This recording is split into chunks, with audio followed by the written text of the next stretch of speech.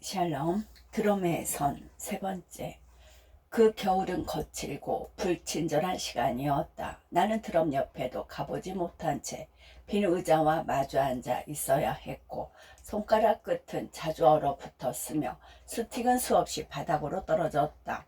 그 시간은 분명 차가웠다. 그런데 지금 떠올리면 그 기억은 그렇게까지 차갑지 않다. 입김을 불어가며 스틱을 쥐고 있던 그 겨울 속에 내 모습은 어쩐지 따뜻하다. 모든 게 서툴고 낯설었던 시간, 이미 무언가를 듣고 있었던 시간이었다. 그 겨울 나는 여전히 드럼에 닿지 못했지만 드럼보다 먼저 내게 닿고 있었던 것은 리듬이었는지도 모른다. 빈 의자 앞에서 한 그릇의 기억, 그렇게 하루를 채우다. 가끔 배고픔이 밀려올 때면 곧장 오래된 기억 하나가 따라온다. 음악을 막 시작하던 때였고, 이제 소년 티를 벗고 청년으로 접어들던 무렵이었다. 음악이 하루의 중심이 되어 가던 시절이었지만 삶은 아직 그 열기를 감당할 만큼 넉넉하지 못했다. 그래서 나는 한때 자주 배가 고팠다. 지금 세대의 누군가는 고개를 끄덕일지 모르지만 대부분에게는 어딘가 오래된 이야기처럼 들릴 수도 있다. 예술을 하는 사람을 두고 배고픈 직업이라 하는 말은 이제 너무 흔해서 때로는 농담처럼 지나간다. 하지만 그 말이 농담으로만 끝나지 않는 순간이 있다. 삶이란 결국 몸으로 확인하는 것이고, 배고픔은 그 중에서도 가장 솔직한 신호이니까. 물론 어떤 작품 하나로 이름을 알리고 그 뒤로 삶이 한 번에 달라지는 사람도 있다. 하지만 그런 경우는 드물다. 대부분은 눈에 잘 띄지 않는 시간과 비용을 꾸준히 치르며 버틴다. 자기 일을 하면서도 다른 일을 함께 붙들어야 하는 경우가 더 흔하고, 삶은 그렇게 두세 가닥으로 나뉠 채 흘러가곤 했다. 쪼개진 시간만큼 마음도 함께 쪼개지고, 삶의 중심이 흐트러진 채 살아가는 일조차 어느새 익숙해지곤 했다. 나 역시 젊은 시절 음악을 하며 그 사이를 버텼다. 어디까지나 낭만이고 어디부터가 현실인지 그 선이 늘 흐릿했지만, 그렇다고 음악과 드럼을 놓을 수는 없었다. 그만큼 나는 드럼이 좋았다. 정말로 눈을 뜨고 감을 때까지 드럼과 음악뿐이었고, 하루를 설명하는 가장 정확한 방식의 연습실에 있었다라는 한 문장이었을 만큼 대부분의 시간을 그 안에 두었다. 어떤 날은 10시간이 훌쩍 넘도록 같은 패턴을 수없이 반복했고, 어떤 날은 내 손목이 왜 아직 붙어 있는지 신기할 정도로 스틱을 쥐고 있었다. 내 청년 시절 대부분은 그렇게 연습실 안에서 흘러갔다. 연습실이 흔하지 않던 시절이었다. 여러 사람이 같은 공간을 함께 쓰며 연습하다 보니 그곳에는 늘 악기 소리가 뒤섞여 있었다. 그럼에도 누구 하나 흐트러지지 않고 제 악기에 집중했고, 그 열기는 사람의 체온처럼 늘 그 공간에서 그 공간에 따뜻하게 배어 있었다.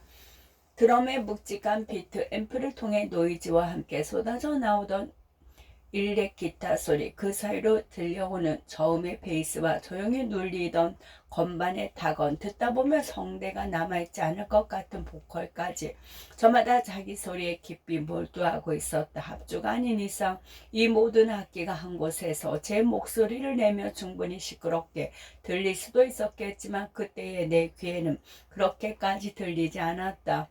오히려 그 소리들이 내 하루를 조용히 채워주고 있었다. 그리고 그 소리 속에 오래 들어가 있으면 배고픔이 잠깐 잊힌다는 것이었다. 몸이 소리와 리듬의 규칙을 받아들이고 의식이 그 규칙 안에서 늦게 합리하는 순간에는 나라는 존재가 조금 희미해지고 오직 소리만 뚜렷해졌다. 그때는 정말 배가 고픈 줄도 모르고 연습을 이어갔다. 배고픔이라는 것은 오히려 연습이 멈췄을 때 더 선명해졌는데, 스틱을 내려놓고 손바닥을 펼치는 순간 긴장이 풀리면서 허기가 비집고 들어왔다. 그때서야 몸이 먼저 말을 걸어오듯 반응했다. 지금은 너의 시간이 아니야. 몸의 시간이라고. 배고픔을 이기려고 돈을 벌어야 했다. 하지만 돈을 벌기 시작하면 시간을 연습할 시간이 줄어들었다. 이 문장은 간단한데 그 시절의 삶은 간단하지 않았다. 돈이 전혀 없었던 것은 아니었지만 돈이 생기면 그것을 먹는 것보다 듣는 것에 쓰는 편이었다. 좋아하는 드러머의 음반, 오래전부터 갖고 싶었던 레코드, 어느 뮤지션의 라이브 앨범. 육체적인 배고픔은 잠깐이지만 음악이 주는 배부름은 더 오래 간다고 믿었다. 신기하게도 그 배부름은 쉽게 꺼지지 않았다. 그래서 내 지갑은 늘 밥보다 음반 쪽으로 먼저 기울었다. 그렇다고 배고픔이 사라지는 것은 아니었다. 배고픔은 타협을 요구했고 나는 그 요구에 최소한으로만 응답하며 버텨나갔다. 사탕이나 껌 같은 것으로 입안에 허전함을 달래고 정말 참기 힘들 때는 작은 컵라면이나 초콜릿 같은 것으로 허기를 잠깐 눌렀다. 물로 배를 채우는 것은 거의 일상이었다. 한참 먹어야 할 나이에 그런 하루가 반복되자 몸이 먼저 반응했다. 살이 빠지고 얼굴이 조금 꺼지고 어느 순간 거울 속에 내가 낯설어지기도 했다. 그런데도 나는 그 생활을 크게 불행하게 느끼지 않았다. 연습실 한편에 가득한 음반을 큰 스피커로 마음껏 들을 수 있고 드럼까지 실컷 칠 수 있다는 것만으로도 하루를 채워갈 수 있다면 다른 결핍쯤은 충분히 견딜 수 있다고 생각했다. 그 하루가 이어지던 어느 날 그 견딤이 잠시 멈춘 순간이 있었다. 연습실에서 드럼을 치다가 더 이상 연습을 이어가기 힘들 정도로 배가 고팠다. 킥을 밟는 다리에 힘이 들어가지 않았다. 페달이 가볍게 느껴졌는데 그 가벼움은 경쾌함이 아니라 힘이 빠져나간 결과였다. 스틱을 쥔 손도 달라붙는 느낌 없이 묘하게 공허했고 똑같은 리듬을 반복하는 연습도 더 이상 의미 없는 것처럼 느껴졌다. 시간의 끈만 겨우 붙잡고 있는 것 같았다. 연습실에는 여전히 저마다의 소리가 이어지고 있었다. 누군가는 계속 연습을 하고 있었고 누군가는 희뿌연 담배 연기 속에서 잠시 숨을 고르고 있었다. 하지만 나는 드럼 옆에 죽 늘어져 주저앉았고 이내 킥 드럼 앞 헤드에 몸과 등을 기대어 반쯤 누워버렸다. 그때 퇴근을 마치고 연습실로 잠깐 들른 선배가 있었다. 연습실 한번 둘러보던 선배는 드럼에 기대어 반쯤 누워있는 나를 보더니 나가자고 했다. 왜 갑자기 나가자는 건지 어디로 가자는 건지 나는 묻지 않았다. 아마 내 얼굴이 많이 안 좋아 보였을 것이다. 병든 닭처럼 보였을지도 모른다. 나는 힘이 풀린 다리로 겨우 일어났고 선배를 따라 차에 올랐다. 차가 움직이는 동안 창밖 풍경은 잘 기억나지 않는다. 배고픔은 기억까지 얇게 만들 때가 있다. 선배와 무슨 이야기를 했는지도 선명하지 않다. 다만 아주 짧은 거리였던 것만은 기억한다. 멀리 가지 않았고 익숙한 반경 안에서 아주 가까운 곳으로 들어갔다. 도착한 곳은 골목 안쪽의 좁은 주차장이었다. 그 앞에는 이런 곳에 있어도 장사가 될까 싶을 만큼 허름한 식당이 하나 있었다. 선배가 그 식당을 가리키며 내리자고 해서 나는 그제 왜 이곳에 왔는지 알았다. 아, 밥을 사주려는 거구나 하는 생각이 들었다. 그 순간 겉으로 티가 날 만큼은 아니었어도 작은 안도의 숨 한 번은 내쉴 수 있게 되었다. 생각지도 못한 대접에 선배에 대한 고마운 마음도 컸다. 하지만 그보다 먼저 밀려온 것은 지금 당장에 허기를 채울 수 있겠다는 안도감 같은 것이었다. 그때 내게는 누군가가 건네는 따뜻한 한 끼가 간절했다. 문을 열고 들어가자마자 뜨거운 국물 냄새가 한 번에 몸으로 들어왔다. 오래 끓인 국물에서만 나는 깊은 냄새였다. 그 냄새는 묘하게 사람을 안심시키는 온기였고 동시에 배고픔은 더 선명하게 만드는 자극이기도 했다. 나는 그 냄새를 맡는 순간 몸이 먼저 반응하는 것을 느꼈다. 입안에 침이 고이기 시작했고 배는 더 크게 울렸다. 정말 배가 고팠다. 식당 안에는 의외로 사람들이 꽤 있었다. 혼자 온 사람도 있었고 두세 명이 함께 앉아 술잔을 기울이는 사람들도 있었다. 누군가는 말없이 밥을 먹고 있었고 누군가는 웃으며 이야기를 나누고 있었다. 그들의 표정에는 어떤 긴장도 없었다. 그저 하루의 끝을 정리하듯 혹은 하루의 시작을 덜어내듯 모두가 자기 몫의 뜨거움을 천천히 먹고 있었다. 나는 그 모습을 보는 것만으로도 마음이 조금 편안해졌다. 적어도 내 눈에는 그곳의 사람들이 숨으로 데워진 식당처럼 보였다. 우리는 한자리에 나무 테이블에 앉았다. 나는 메뉴판을 보려 했지만 선배는 익숙한 말투로 주문을 끝내버렸다. 이모 여기 뼈 2개요. 그 말 한마디로 주문이 끝났다. 나는 얻어먹는 입장에서 더 묻지 않았다. 사실 메뉴를 고를 만한 여유도 없었고 무엇을 먹든 상관없었다. 다만 내 몸을 진하게 데워줄 뜨거운 것이 필요했을 뿐이었다. 몸 안으로 들어와 나를 다시 세워줄 수 있는 어떤 뜨거움. 잠시 후 뚝배기가 나왔다. 김이 천천히 올라왔고 김은 허기 위로 덮이는 얇은 이불처럼 느껴졌다. 국물은 아직 끓는 소리를 내고 있었고 뜨거운 국물 위로 들깨 가루가 가볍게 흩어졌다. 나는 숟가락을 들었다. 첫 국물 입에 넣는 순간 따뜻한 기운이 목을 지나 배까지 내려가는 것이 느껴졌다. 그 따뜻함은 단순히 맛있다는 감탄으로 끝나지 않았다. 오래 버틴 몸이 천천히 풀리는 느낌이었다. 나는 말없이 계속 먹었다. 그때 나는 맛을 따져보는 게 아니라 회복을 하고 있었다. 뼈에 붙은 살을 발라내고 국물에 밥을 말아 떠먹으며 한 숟갈 한 숟갈로 내가 다시 나로 돌아오는 느낌이었다. 얼마나 맛있게 먹었는지 선배가 내 그릇에 뼈 하나를 더 얹어주었던 것 같기도 하다. 그 기억은 조금 흐릿하지만 그날 내가 공깃밥을 몇 그릇이나 더 먹었는지는 대략 짐작이 간다. 국물 한 방울까지 남기지 않았던 것 같다. 마음 같아서는 그릇까지 씹어 먹을 싶을 정도였으니까. 그 해장국은 그렇게 내 배를 채워주었다. 빈속에 기댄 채 버티고 있던 몸은 조금씩 기운을 되찾았고 식사를 마치고 다시 연습실로 돌아온 나는 드럼 앞에 앉을 수 있었다. 이후에도 그 식당에 몇 번 더 갔지만 처음 먹었던 그 한 그릇만큼 강하게 기억에 남는 해장국은 없었다. 누구에게나 오랫동안 마음 한편에 남는 배고픔의 시절이 있을 것이다. 내게는 그날 먹었던 그 해장국이 그런 기억으로 남아있다. 지금 생각해보면 그날의 한 그릇은 단지 허기를 채우는 데서 그치는 것이 아니라 나를 조금 더 앞으로 가게 했던 것 같아. 내 안을 데운 건 국물이었지만 다시 움직이게 한 데에는 그날의 온도도 함께 있었는지도 모른다. 시간이 흐른 지금도 연습을 하다가 배고픔이 밀려올 때면 그 시절이 떠오른다. 이제는 그때처럼 배가 고프지는 않다. 나이가 들면서 삶은 조금 달라졌고 버티는 방식도 많이 바뀌었다. 돌아오면 그 배고픔 속에서도 내가 음악과 드럼을 놓지 않았던 것은 그 한 그릇의 기억 덕분이기도 하다. 잠시나마 허기를 채워주었던 그 뼈다귀 해장국처럼 내게는 버틸 수 있는 작은 힘들이 있었고 그것들이 모여 긴 시간을 만들었다. 어떤 맛은 맛으로만 남지 않는다. 어떤 맛은 그때의 나까지 함께 데려온다. 지금도 가끔 해장국을 먹을 때면 난 그때를 생각한다. 배가 고팠던 시절 그 배고픔 속에서도 손에서 놓지 않았던 음악과 드럼 그리고 쉽게 잊히지 않는 그날의 온도까지. 이상하게도 그 시간을 떠올리면 속이 다시 조용히 채워지는 느낌이 든다. 마치 그 모든 기억이 아직도 한 그릇의 국물 속에 남아있는 것처럼. 보이지 않는 해방꿈과 음성 메시지. 여전히 젊다는 거 하나만 믿고 몸이나 건강에 별로 신경 쓰지 않던 시절이었다. 마음은 늘 음악과 드럼 곁에 있었고 그것들을 놓치지 않으려 나름 애쓰던 날이 많았다. 하루의 절반 이상을 연습실에서 보내곤 했으니 마음이 그쪽으로 기울여 있던 것도 무리는 아니었다.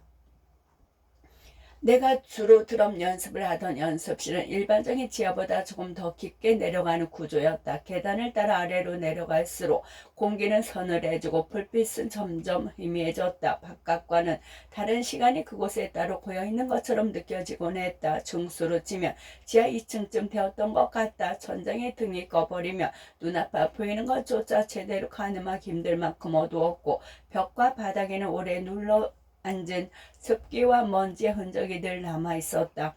지금처럼 번듯한 연습실과는 거리가 멀었다. 그곳은 누가 잘 지어놓은 시설이라기보다 음악을 좋아하던 선배들이 직접 손으로 만든 공간에 가까웠다.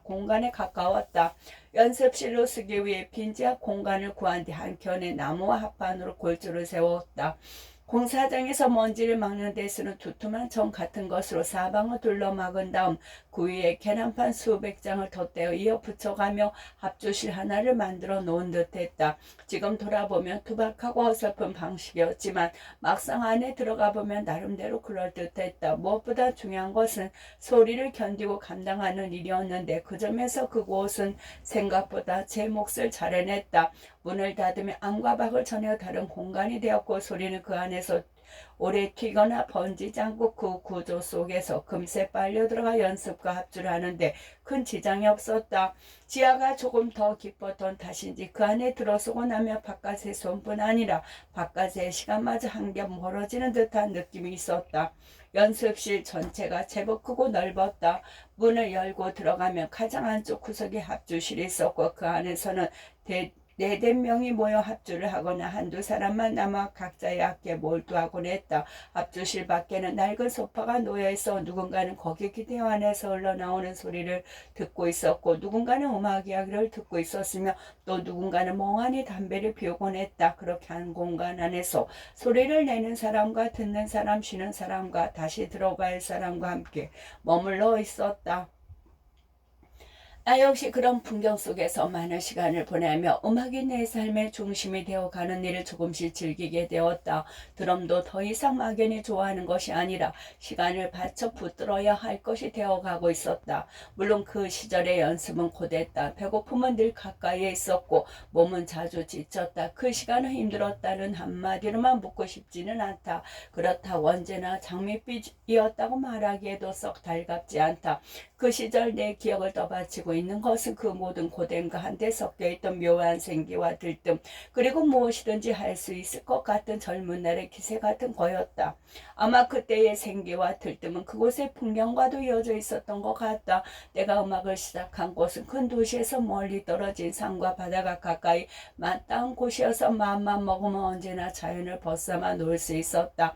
그래서 나뿐만 아니라 선배들도 연습이 잘 풀리지 않거나 합이 자꾸 어긋나거나 같은 연습을 몇 시간째 되풀이하다 마음이 메말라 갈 것 같으면 서로 약속이라도 한 대 밖으로 나가 버리곤 했다. 거기서는 그게 가능했다. 조금만 가면 강이 있었고 조금 더 가면 바다가 있었다. 낚시를 하고 싶으면 낚시대를 들고 가면 되었고 더운 날에는 옷을 훌훌 벗어 강물에 몸을 담그면 되는 거였다. 낚시하다 잡은 물고기로 매운탕을 끓여 먹기도 했고 밤이면 강가에 텐트를 대충 치고 밤새 음악 이야기를 나누다 아침에 돌아오기도 했다. 바람은 거칠었고 물은 차가웠지만 밤하늘만큼은 어느 도시보다 훨씬 크게 열려 있었다. 어디론가 간다는 것이 꼭 특별한 계획을 뜻하지는 않았다. 그저 더는 연습이 손에 잡히지 않는다는 순간 우리는 악기 대신 몸 하나만 들고 지하에서 나왔다.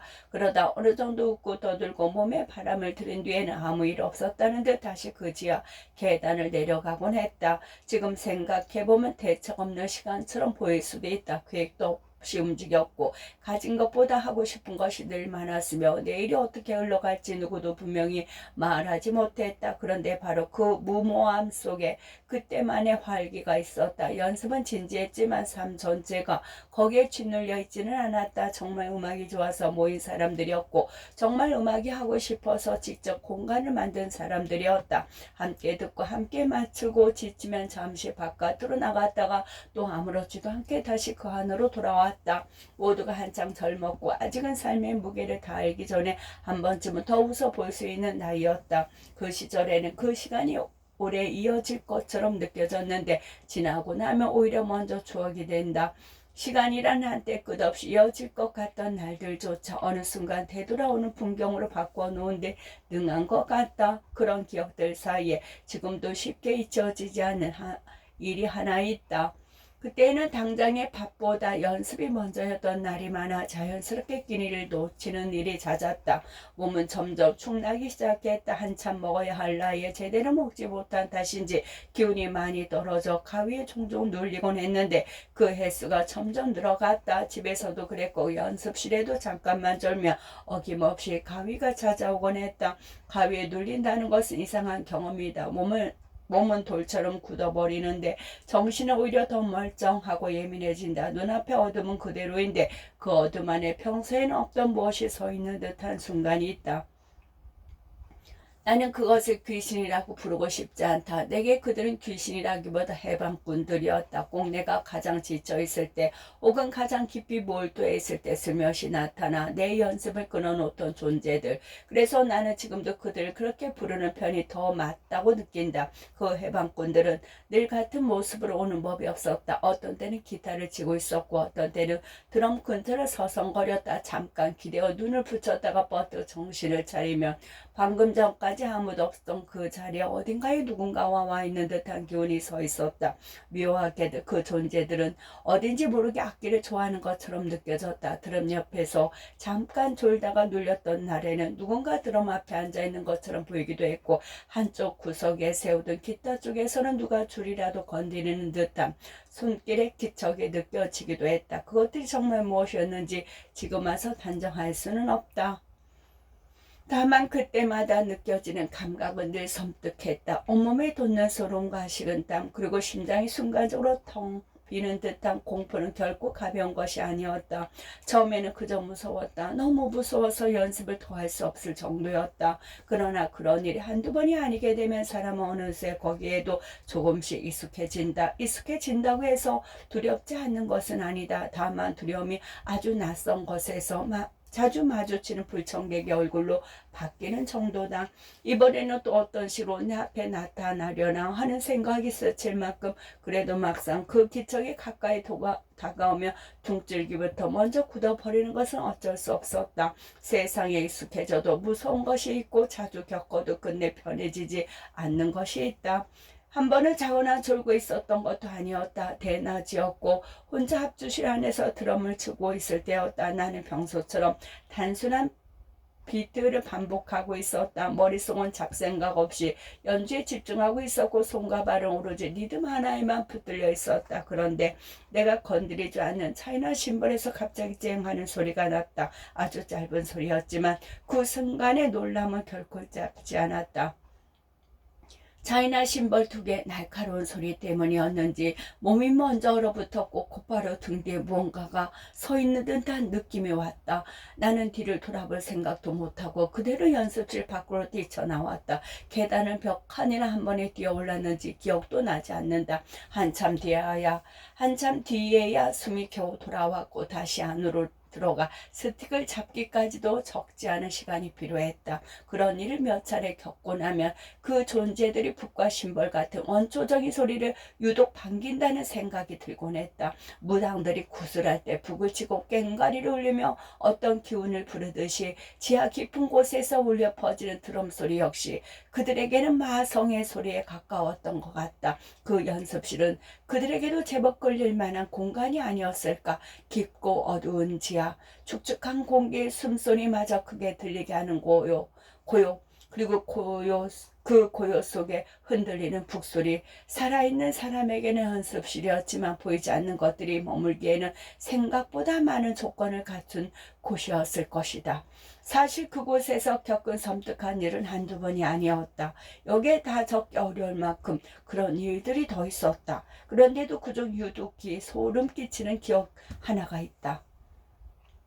어느 늦은 밤 기타 치는 선배와 단둘이 남아 새벽까지 연습하던 날이었다. 다른 사람들은 이미 모두 돌아간 뒤였다. 우리는 합주실 안에서 함께 잼을 하기도 하고 한 소절을 맞춰보다가 다시 각자 할 것을 연습하면서 시간을 보내고 있었다. 드럼은 합주실 안에서도 가장 안쪽 구석에 놓여 있었고 나는 거기에 앉아 연습하고 있었다. 선배는 문 가까운 쪽에서 일렉 기타 연습에 몰두하고 있었는데 서로의 거리는 몇 걸음이면 닿을 정도였다. 공간은 작았지만 그 안에서 흐르던 집중은 좁지 않았다. 새벽까지 악기를 붙들고 있는 사람들 사이에만 생겨나는 종류의 고요와 열기가 그곳에 있었다. 아무리 세월이 흘렀다 해도 그때는 누구나 헤드폰 하나쯤 들고 있어 다니던 시절이었다. 안테나가 달린 전화기, 문자나 전화가 오면 작은 액정부터 먼저 들여다보는 때였다. 선배는 앞주실에서 연습할 때면 늘 자신의 핸드폰을 앰프 위에 올려두곤 했다. 그날도 크게 다르지 않았고 우리는 각자의 악기에 깊이 몰두한 채 연습하고 있었다. 그러다 선배가 나를 불렀다. 잠깐만 드럼을 멈춰보라는 것이었다. 한창 집중하던 잊고 있던 터라 흐름이 잠시 끊긴 듯 했지만 선배가 다소 의아해하는 표정을 짓고 있어. 나는 곧 연습을 멈추고 무슨 일인지 물었다. 그랬더니 핸드폰에 메시지 하나 들어왔다는 것이었다. 그것도 문자 메시지가 아니라 음성 메시지라고 했다. 내 기억으로는 새벽 2시를 조금 넘긴 시간이었던 것 같다. 그 시간에 연락이 올 때도 없었고 설령 온다 해도 이미 너무 늦은 시간이었다. 문자도 아니고 음성 메시지가 와 있다는 것에 선배 역시 어리둥절한 표정이었다. 조금 전까지 악기 소리로 꽉 차있던 공간은 그 순간 믿기 어려울 만큼 고요해졌다. 소리가 사라진 자리는 늘 조용한 법이지만 그 고요가 괜히 사람을 움츠러들게 했다. 마치 우리만이 아니라 그보다 더 많은 무엇과 한 공간에 함께 있는 것 같았다. 선배는 휴대전화를 열어 메시지를 확인하기 시작했다. 기계 안내음이 작은 합조시 안으로 울려 퍼졌다. 음성 메시지를 확인하려고 몇 번을 누르라는 식의 누구나 한 번쯤 들어봤을 법한 건조한 안내였다. 그런데 그날은 그 익숙한 기계음조차 낯설 만큼 차갑게 들렸다. 늘 듣던 기계 목소리였는데도 그 어두운 지 안에서는 마치 잘못 흘러 들어온 소리처럼 들렸다. 가끔 그런 생각을 한다. 그때 그냥 끌어버렸더라면 어땠을까? 확인하지 않고 넘어갔다면 그 밥은 지금처럼 소름 끼치는 기억으로 남지 않았을 것이다. 하지만 선배는 멘탈이 좀 강해 웬만한 일에는 잘 놀라지 않는 쪽에 가까웠다. 게다가 그 깊은 밤, 그 시간에 음성 메시지가 와 있다는 사실 자체가 충분히 이상했다. 궁금하지 않을 수 없었을 것이다. 잠시 머뭇거리다가 결국 선배는 확인 버튼을 눌렀다. 그리고 그 여자 목소리가 흘러나왔다. 음성 메시지가 없습니다. 너무 오래전 일이지만 그 음성만은 지금도 가끔 내 귓가에 살아날 때가 있다. 분명한 여자 목소리였고 기계 안내음과는 전혀 다른 목소리였다. 사람의 목소리였고 동시에 사람의 것이 아닌 것처럼 들렸다. 낮은 것도 아니었고 그렇다고 높지도 않았는데 묘할 만큼 살에 닿았다. 꼭 우리 둘을 앞에 두고 우리가 듣고 있다는 걸 알면서 어딘가 비웃듯 건넨 말처럼 들리기도 했다. 이상한 것은 목소리만이 아니었다. 분명 음성이 흘러나왔는데 정작 그 안은 비어 있었다. 그 한마디가 합조실 안에 정적을 가르며 흘러나오는 순간 등줄기를 타고 올라오는 감각을 나는 아직도 설명하지 못한다. 그것은 단순히 놀라는 것과는 달랐다. 그 자리에 있어서는 안 될 것이 조용히 섞여 들어왔다는 걸 몸이 먼저 알아차렸을 때 찾아오는 식은 공포였다. 선배와 나는 거의 동시에 서로를 바라봤다. 아주 짧은 순간이었다. 누구도 먼저 말을 하지 않았고 무엇을 확인해 보자고도 하지 않았다. 둘 다 이미 몸으로 알아버린 뒤였기 때문이다. 선배는 급히 기타를 챙겼고 나도 가방과 소지품을 대충 집어들었다. 그리고 우리는 그대로 그곳을 뛰쳐나왔다. 계단을 올라오는 동안 뒤를 돌아봤는지는 지금도 떠올리고 싶지 않다. 미친 듯이 뛰고 있는 심장을 부여잡고 그 어두운 지하에서 빨리 벗어나는 것밖에는 생각나지 않았다. 세상에는 무서운 일이 많지만 음성 하나만으로도 사람의 심장을 움켜쥐는 경우는 흔치 않다. 집으로 돌아간 뒤에도 한동안 잠을 이루지 못했다. 귀에 남은 것은 단지 음성 메시지가 없습니다 라는 짧은 한마디가 아니었다. 그 말이 흘러나오기 직전까지의 정막.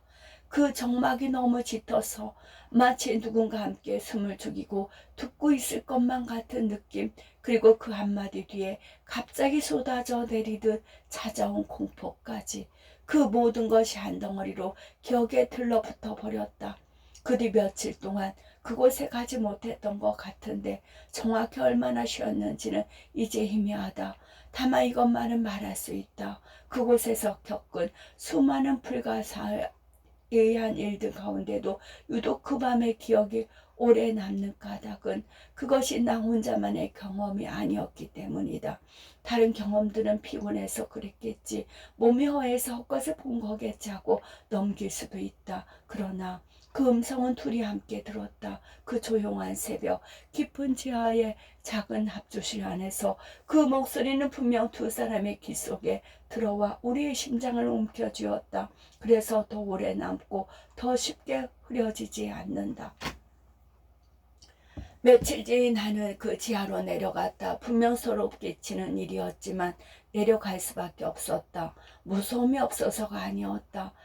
이후에도 설명하기 어려운 경험을 몇 번 더 있었다. 늦은 시간 혼자 남아있을 때면 괜히 등 뒤쪽을 한 번 더 살피게 되었고, 잠깐 몸을 기다려다가도 문득 정신을 곤두세울 때가 있었다. 때로는 계단을 내려가기 전부터 오늘은 괜히 안으로 들어가고 싶지 않다는 예감이 스치기도 했다. 그런데도 발걸음은 끝내 그곳을 향했다. 왜 그랬을까? 생각해보면 그 시절 내 안에 있던 마음의 방향이 너무 분명했기 때문이다. 두려움은 있었지만 그보다 더 큰 것이 있었다.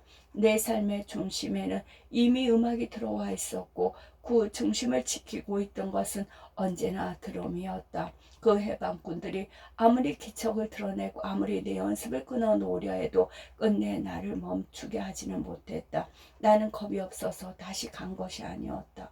무서워도 돌아가야 할 곳이 거기였기 때문에 다시 그 계단을 내려갔다. 그때의 연습은 분명 고된 시간이었지만 꼭 그렇게만 남은 것은 아니었다. 그 안에는 어두운 지하의 눅눅한 공기와 정적도 있었고 이유를 설명할 수 없는 섬뜩한 순간들도 있었다. 하지만 그 바깥에는 언제든 훌쩍 떠날 수 있는 강과 바다와 도시보다 넓은 밤하늘도 함께 있었다. 지치면 떠났다가 돌아올 수 있었고 흔들리면 잠깐 웃고 떠들다가 다시 스틱을 쥘 수 있었다. 그래서 내 기억 속 그 시절은 한쪽으로만 기울어져 있지 않다. 무서움만으로는 설명할 수 없고 고됨만으로도 다 말할 수 없다. 그 모든 것이 한데 뒤섞여 있었다. 지하 깊은 곳의 음침함과 바깥 자연의 활기, 허기와 열정, 공포와 웃음, 멈추고 싶던 순간과 끝내 멈추지 않던 마음, 그것들이 서로 얽히고 한 시절의 음악을 만들고 있었다. 지금도 그 연습실을 떠올리면 가장 먼저 드는 감정은 단순한 공포가 아니다. 물론 그곳에는 소름 끼치는 기억이 있었고 밤이 깊어질수록 사람을 움츠러들게 만드는 기척도 있었다. 그러나 그보다 더 깊은 자리에는 그 어떤 것을 지나면서도 끝내 음악적으로 기울어지던 젊은 날의 열기가 남아있다. 어둡고 축축한 계단 아래로 내려가면서도 마음 한구석에는 늘 소리가 기다리고 있었다. 끝.